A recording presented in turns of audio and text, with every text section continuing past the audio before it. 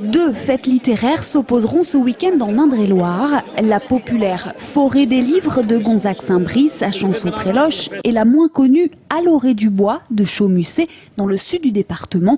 Cette dernière est venue se greffer il y a 3 ans à la fête du village, organisée autour des foulées, une course à pied qui reste l'événement le plus important de ce week-end. C'est les foulées qui sont à l'origine, qui définissent la date, puisqu'on tient compte du calendrier des courses sur route et la date est prise d'une année sur l'autre. Et depuis 20 ans, elle est toujours le dernier week-end du mois d'août.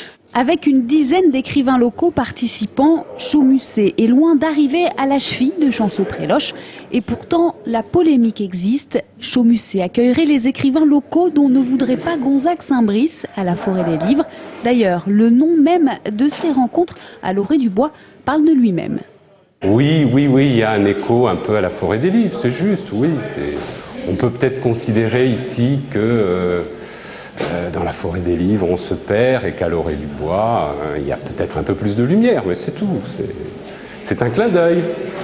Tout ça est sympathique. Une petite rivalité entre les deux fêtes littéraires du Sud-Touraine, exacerbée cette année par la concordance des dates. Gonzague-Saint-Brice, quant à lui, réfute toute critique. Bien souvent, nous avons salué des érudits locaux, des écrivains tourangeaux, mais aussi des écrivains plus connus qui attirent vers nous beaucoup de public. C'est une performance d'avoir pu refaire de la Touraine le pays des écrivains, celui de Rabelais, de Ronsard, de Vigny, de Balzac, qui est redevenu celui de Jacques Lanzmann, aujourd'hui disparu. À l'orée du bois accueillera cette année les écrivains tourangeaux Jean-Marie Laclaftine, Michel Ambarec ou encore Jean-Jacques Martin. La Forêt des livres, quant à elle, recevra Charles Aznavour et autres PPDA.